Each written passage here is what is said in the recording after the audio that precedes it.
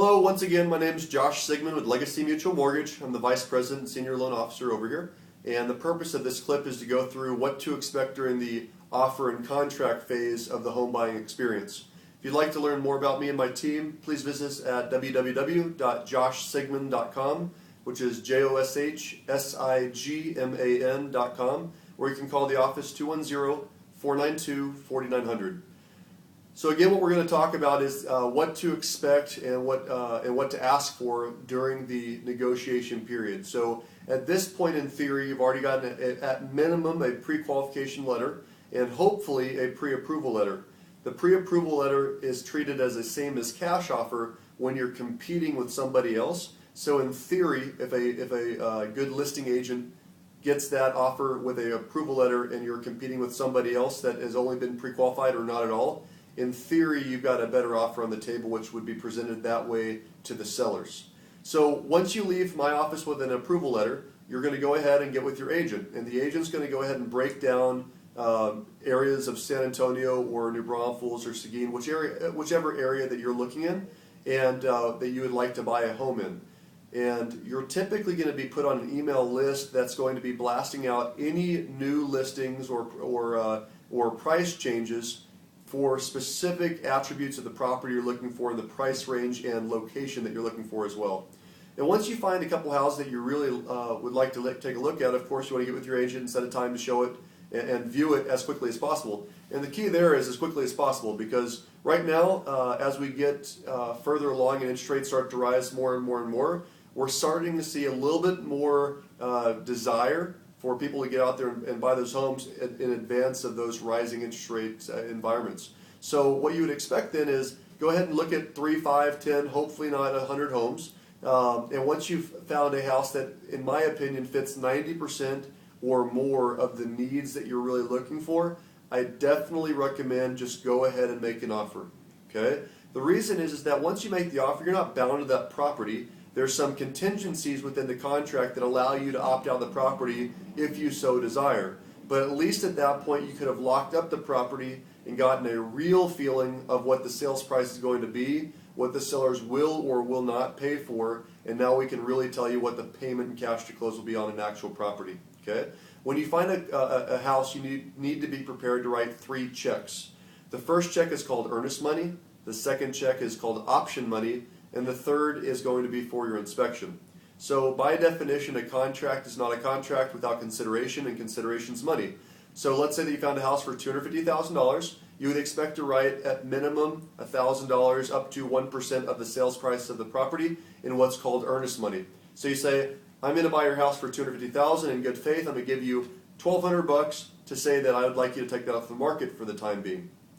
However, I would also like the unrestricted right to terminate this contract so I can do my due diligence phase. And that's called option periods. And so option periods are a negotiable period of time, typically 10 to 14 days. And you might write a check in the neighborhood of $100 to $200 for the option to buy out of the contract. Okay? So here's my $100, which is going to insure my $1,200. So you've parted with $1,200 and $100. Now at that point, there's a couple things to understand. If you close on that property, you're going to get credit for both of those checks at closing. That goes towards your down payment. Okay? If you back out during the option period that you negotiate, you're going to get your earnest money back, and the only thing you would be out is that $100 or $150 for the earnest or for the option money. However, if you back out after the option period is over, and assuming it's not a appraisal issue or something else that there might be another contingency for in the contract, if you just bow out because you just change your mind after the option period is over, you could stand to lose both of those checks. Okay? During the option period, there's 2 things that you're going to want to do. The first thing, of course, is get with your lender. Let the lender know, because you've also got a contract close date in there that you're bound to. And if it's 21 or 30 days in there, you don't want to lose 7 or 10 days of that period of time to make it more of a headache for yourself and the banker than it has to be. Okay? Also, you need to immediately order an inspection, and that's that third check we were talking about, typically $200 to $400 depending on the size of the property, and your agent will give you a great recommendation. But the inspection is going to give you an idea of the nuts and bolts of the property. Make sure it's not falling apart around you. It's the money that you want to spend that you're hoping you never get back, because if you spend it and they say thumbs up, it's a great property, then you can move forward.